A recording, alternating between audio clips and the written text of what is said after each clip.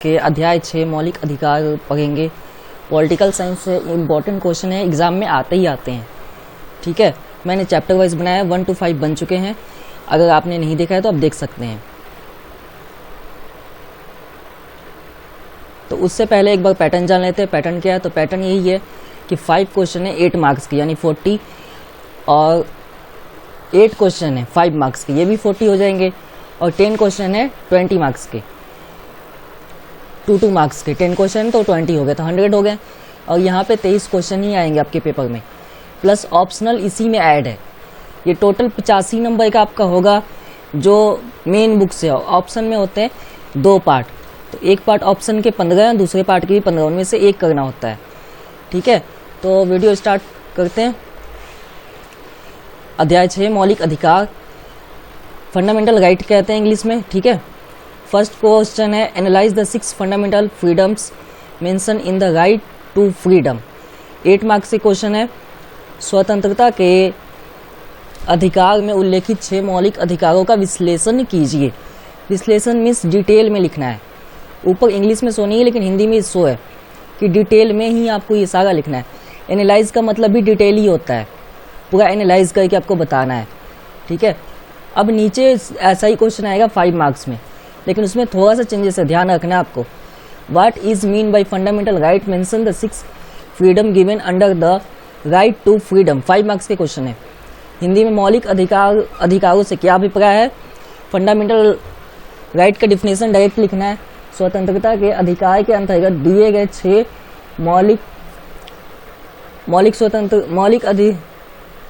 मौलिक अधिकारों का वर्णन करना है, 6 स्वतंत्रता के मौलिक अधिकारों का। ठीक है, तो अब आंसर देखते हैं। अब देखिए यहाँ 8 मार्क्स का हो या 5 मार्क्स का, दोनों में यही आंसर आप लिख दीजिएगा, आपको मार्क्स मिल जाएंगे। ज़्यादा की करते नहीं है। हिस्ट्री में होती है वर्ड लिमिट, लेकिन पॉलिटिकल में वर्ड लिमिट नहीं होती। इसलिए अगर आप लिखते हो 1-2 पॉइंट एक्स्ट्रा भी, या 20 लाइन भी एक्स्ट्रा, 20 लाइन कह रहे हैं कि 20 से 25 वर्ड 30 वर्ड एक्स्ट्रा हो गए, तब भी नहीं कटेंगे। लेकिन हिस्ट्री में ऐसा नहीं है, वहाँ वर्ड लिमिट है सब क्वेश्चन में। 2 मार्क्स, ठीक है, चाहे आपके 6 मार्क हो 8 हो, सब में है वर्ड लिमिट। ठीक है, अब पहला क्वेश्चन स्टार्ट करते हैं। सबसे पहले तो मौलिक अधिकार का डिफिनेशन लिखा है मैंने। भारतीय संविधान में जो अधिकार भारतीय नागरिकों के लिए वर्णित है, यानी वर्णन किया गया लिखित में है, उसे हम मौलिक अधिकार के नाम से जानते हैं। जैसे में समानता, स्वतंत्रता का अधिकार इत्यादि। आप कोई भी लिख सकते हैं, जितने अधिकार है उनमें से। ठीक है, एग्जाम्पल के लिए मैंने लिखा है, यहाँ पे आप चाहे तो चेंज भी कर सकते हैं। स्वतंत्रता एक सच्चे लोकतंत्र की आधारभूत विशेषता है। यहाँ पे भी आप लिख सकते हैं अपने हिसाब से डिफिनेशन। स्वतंत्रता मानव का मूल अधिकार है और ये सभी के लिए प्राप्त है। ठीक है, हमारा संविधान भारत के नागरिकों को स्वतंत्रता का अधिकार वर्णित करता है। यहाँ पे स्वतंत्रता का अधिकार वर्णन किया गया, फिर से बता रहा हूँ। अब देखते हैं आपके कितने अधिकार यहाँ पे हैं। 6 है तो 5 यहाँ है और 1 नेक्स्ट पेज पे है। भाषण तथा अभिव्यक्ति की स्वतंत्रता, इसका मतलब है कि आप कहीं भी भाषण दे सकते हैं। ठीक है, अब कोई भी पार्टी बना सकता है, ये स्वतंत्रता है। अगर आपको आज़ादी नहीं होती तो आप किसी भी पार्टी में शामिल हो सकते हैं, भाषण दे सकते हैं। ठीक है, आप कहीं भी जाके पढ़ाई कर सकते हैं, किसी भी स्टेट में। तो ये स्वतंत्रता नहीं होता तो आप कभी भी ऐसा नहीं कर सकते। भारत के प्रत्येक नागरिक स्वतंत्र रूप से अपने बात या भाषण के द्वारा अभिव्यक्त कर सकते हैं। बिना हथियार शांतिपूर्ण ढंग से जुलूस निकालने की स्वतंत्रता। अब एनआरसी के खिलाफ आंदोलन निकले तो वहाँ पे हथियार लेके कोई निकला था? नहीं, शांतिपूर्ण ढंग से जुलूस निकाल सकते हैं। इतनी आज़ादी सबको है कि अगर सरकार या सत्ता में जो शासन कर रही पार्टी है, उसका निर्णय या फिर कानून गलत है तो उसके खिलाफ जुलूस निकलता है, आंदोलन भी होते हैं। ठीक है, भारत के नागरिक को जो कानून सही नहीं होता या जिसका निर्णय सही तरीके से नहीं होता, उसके खिलाफ जुलूस निकालने या आंदोलन करने का पूर्ण अधिकार है, शांतिपूर्ण ढंग से, बिना हथियार के। ऐसा नहीं जुलूस निकाल गए, आप बंदूक लेके निकल गए, फिर हथियार लेके निकल गए, तलवार निकले, ऐसा कुछ नहीं कर सकते आप बिल्कुल भी। सिर्फ शांतिपूर्ण ढंग से बोर्ड के द्वारा प्रदर्शित कीजिए, कोई भी प्रॉब्लम नहीं होगी। संघ और संगठन बनाने की स्वतंत्रता। अब संघ और संगठन बनाने की स्वतंत्रता अगर नहीं होती तो इतनी सारी संगठन हैं वो बनती ही नहीं। जितनी गेम्स है उतनी संगठन है। पहले तो ये चीज़ आप देख लो, गेम्स के हो गए, उसके अलावा वेलफेयर में भी संगठन बने हुए हैं वेलफेयर के द्वारा, वो भी सब संगठन ही है। और जो एजुकेशन है वो इंस्टीट्यूट है, यानी कि एक संस्था, वो संगठन नहीं आते, ठीक है। इंस्टीट्यूट में जितने एजुकेशन बेस के हो गए, चाहे वो मेडिकल बेस के हो, चाहे वो आर्ट्स बेस के, चाहे कॉमर्स, ठीक है। भारत में संघ और संगठन बनाने की पूर्ण स्वतंत्रता है। कोई भी संघ या संगठन बना सकता है, निसंदेह उसका कार्य जनता के हित में होना चाहिए, समाज कल्याण के रूप में होना चाहिए। जो काम संगठन में उसने लिखित में दिए हैं वही काम जनता के हित में होना चाहिए। ऐसा नहीं कि वो जनता के हित में ना हो, एक तरफा किसी समुदाय के लिए हो, तो ऐसे संगठन को परमिट नहीं मिलती और उल्टा केस भी होने लगता है उस पर। तो भारत में कहीं भी स्वतंत्र रूप से जाने की स्वतंत्रता, आप एक स्टेट से दूसरे स्टेट में घूमने जाते हो तो ऐसा कोई है रोक टोक कि आप नहीं जा सकते, या एक स्टेट से दूसरे स्टेट में पासपोर्ट लगेगा या वीज़ा लगेगा, ऐसा नहीं है ना। तो ये स्वतंत्रता ही है कि आप एक स्टेट से दूसरे में आसानी से जाते हो, कोई भी आपसे कुछ नहीं पूछता, सिर्फ जस्ट टिकट लेनी पड़ती है आपको। भारत में एक राज्य से दूसरे राज्य में जाने की, कार्य करने की, अपनी बात व्यक्त करने की पूर्ण आज़ादी है। भारत की किसी भी भाग में रहने एवं जीविकोपार्जन की स्वतंत्रता है। जीविकोपार्जन होता है जीवन जीने के लिए। वो बोलते हैं ना कि हम तो रोजगार के लिए आए हैं दूसरे स्टेट में, तो इसी को बोलते हैं कि कमाने खाने के लिए जो व्यक्ति आते हैं एक स्टेट से दूसरे स्टेट में, उनकी स्वतंत्रता की बात होगी यहाँ पे। जैसे लेबर वर्ग है, वो अपने स्टेट छोड़कर दूसरे स्टेट में आके काम करते हैं, ठीक है। तो ये यही बताया गया अगर स्वतंत्रता नहीं होता तो वो आने की ही परमिट नहीं होती उन्हें।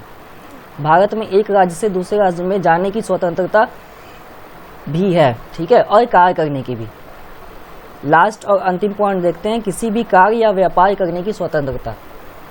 अब काम कोई भी हो या व्यापार हो, ठीक है, सिर्फ आपको व्यापार के लिए लाइसेंस लेना पड़ेगा अगर आप बड़े लेवल पर कर रहे हैं। तो छोटे पर है तो फिर उसमें भी थोड़ी बहुत परमिट होती है लोकल एमसी की, म्यूनसिपल कॉर्पोरेशन की, नहीं तो फिर आप स्टार्ट कर सकते हैं। भारत के किसी भी राज्य में व्यापार करने की स्वतंत्रता। भारत का संविधान सभी नागरिकों को व्यापार करने की या एक राज्य से दूसरे राज्य में जाने की पूर्ण स्वतंत्रता, यानी पूरी स्वतंत्रता देता है। सेकंड क्वेश्चन है, धार्मिक स्वतंत्रता के मौलिक अधिकारों का वर्णन कीजिए। भारत एक धर्मनिरपेक्ष देश है। यहाँ पे किसी भी धर्म को सपोर्ट ये नहीं कहा जाता है कि भाई ये धर्म बड़ा है ये छोटा है, या किसी भी धर्म को एक तरफा निर्णय नहीं लिया जाता है। सबके लिए, भारत के लिए और भारत के संविधान के सिस्टम के लिए, प्रशासनिक व्यवस्था के लिए सभी धर्म समान है, ठीक है। यहाँ पर हिंदू धर्म के अलावा मुस्लिम, सिख, ईसाई इत्यादि धर्म के लोग रहते हैं। यह भारतीय संविधान के मौलिक अधिकार में दिए गए धार्मिक स्वतंत्रता का अधिकार के तहत है। ये अधिकार मौलिक अधिकार में ही है।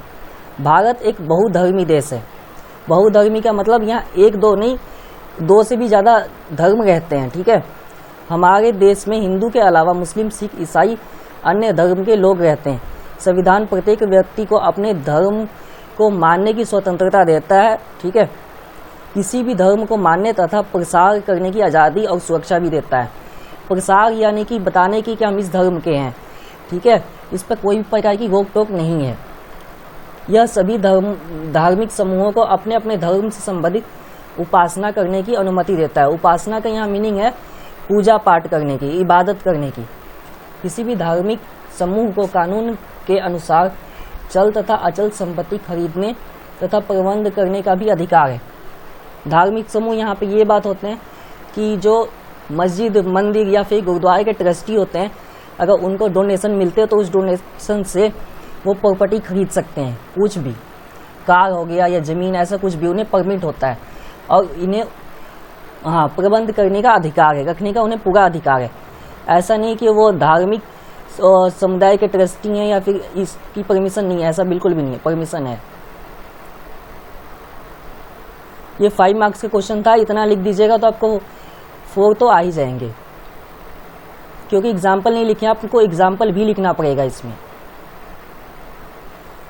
ये क्वेश्चन 8 मार्क्स के आते हैं। जो पेपर में जो चैप्टर मैं बता रहा हूँ आपको, ये 5 ईयर के क्वेश्चन में से आते हैं।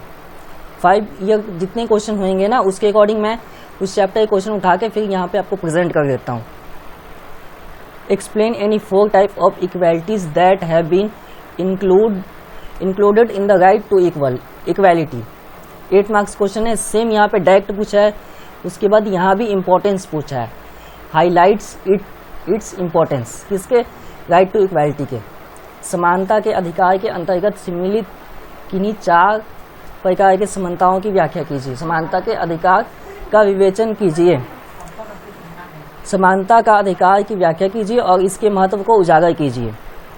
तो डायरेक्ट कर लेते हैं, फटाफट 4 पूछा है तो 4 कर लेते हैं आंसर। यहाँ 8 मार्क्स है तो आपको लिखना तो पड़ेगा, नहीं तो मार्क्स नहीं मिलेंगे।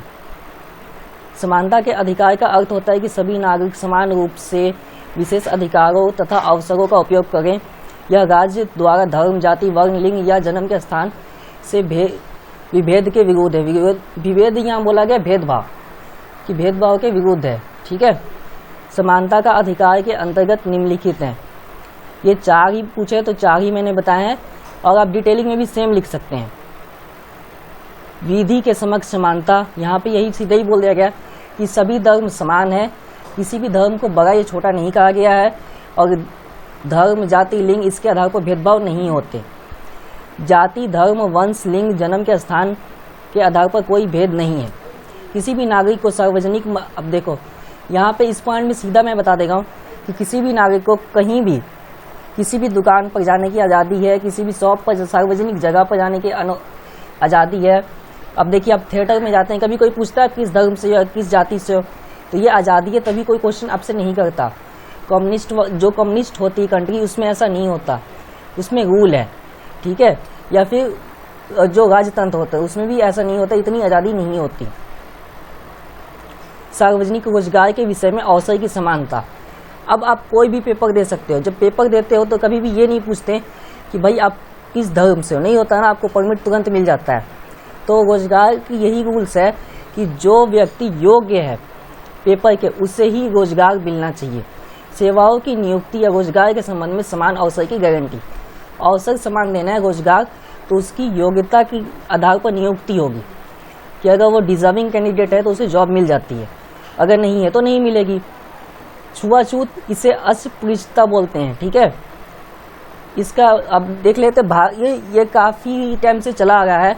दास प्रथा, जाति प्रथा, ये इसी का एग्जाम्पल है 2।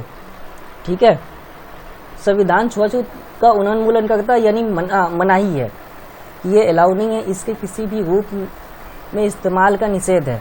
यह निषेध निम्नलिखित आधार पे है कि मनाही का मेन आधार क्या है। सार्वजनिक स्थानों में किसी व्यक्ति के प्रवेश पर मनाही, कि भाई सार्वजनिक स्थान ले लो आप, जैसे कि मार्केट जाते हो या फिर आप कहीं घूमने जा रहे हो तो मनाही नहीं है। अगर कोई मना करता है तो उस पर पाबंदी, उसी पर केस होएगा। पूजा स्थल पर ऊंच नीच जाति के आधार पर रोक नहीं हो सकता, ये तो सीधा केस होगा। प्रत्यक्ष या अप्रत्यक्ष रूप से छुआछूत को अगर बढ़ावा कोई देता है तो उस पर भी केस चलेगा। ये संविधान के मौलिक अधिकार के विरुद्ध है। अब लास्ट क्वेश्चन है, संवैधानिक उपचारों का अधिकार मौलिक अधिकारों की आत्मा है, कथन को न्यायोचित ठहराइए। तो इसमें सीधा आपसे पूछ लिया गया है कि जो आपका संवैधानिक उपचारों का अधिकार है वो उसे मौलिक अधिकार की आत्मा क्यों कहा गया। डायरेक्ट ही है, ये सिर्फ थोड़ा सा घुमाया गया। आपको सबसे पहले तो इसका डिफिनेशन लिख देना है। सभी मौलिक अधिकारों के बारे में पढ़ने के बाद यह निष्कर्ष निकाल सकते हैं कि सबसे महत्वपूर्ण कौन सा मौलिक अधिकार है। यह संवैधानिक उपचारों का अधिकार है। भारत के संविधान के भाग 3 में इन अधिकारों की रक्षा हेतु कानूनी उपचार है। यदि इनका उल्लंघन राज्य किसी दूसरे संस्था या व्यक्तियों द्वारा किया जाता है, राज्य या संस्था, संगठन, संघ या फिर किसी व्यक्ति के द्वारा उल्लंघन किया जाता है या तोड़ा जाता है, यह भारत के नागरिक को इन अधिकारों को लागू करने के लिए उत्तम न्याय या उच्च न्यायालय जाने की अधिकार देता है। राज्य को ऐसा किसी कानून को बनाने की मनाही है जो मौलिक अधिकारों के विरुद्ध है। अब यहाँ पे सीधा बोला गया कि कानून बनाने की मनाही है, यानी ऐसा कानून कभी भी नहीं बन सकता या तो किसी धर्म के एक साइड हो, समुदाय के या फिर जाति के आधार पर कानून बने, तो ऐसे कानून को मनाही है। उसके अलावा जो कानून आप बना रहे हैं उस कानून से किसी भी जनता का नुकसान नहीं होना चाहिए। अब जैसे एनआरसी था, उसमें पूरी डिटेलिंग शो नहीं हुई थी, इसीलिए जनता ने आंदोलन किया। जनता को लगा कि वो जनता के धर्मनिरपेक्ष कानून का उल्लंघन होगा, इसीलिए।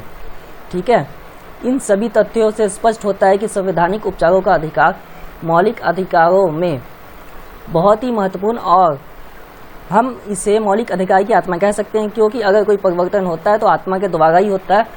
अब एक चीज़ याद रखिए, कोई भी परिवर्तन होता है या संशोधन, तो उसको संशोधन पूरी प्रक्रिया होती है, ऐसे डायरेक्ट नहीं होता। मैंने पहले चैप्टर में भी ऐसा कुछ बताया था। ठीक है, तो प्रक्रिया क्या है कि राज्यसभा, लोकसभा, इनमें वो जाएंगे बिल, ठीक है, यानी याचिका। वो याचिका देखी जाएगी, सब कुछ ओके होएगा, ठीक है, तो बहुमत देखी जाती है, बहुमत के आधार पर ही ये संशोधन होता है। ठीक है, तब उसके बाद निष्कर्ष निकाले जाते हैं। अब अगले वीडियो में मिलेंगे। अगर वीडियो अच्छा लगता है तो लाइक शेयर कमेंट जरूर कीजिए, और हमारा नेक्स्ट वीडियो आएगा तो आपको नोटिफिकेशन जरूर मिल जाएगा।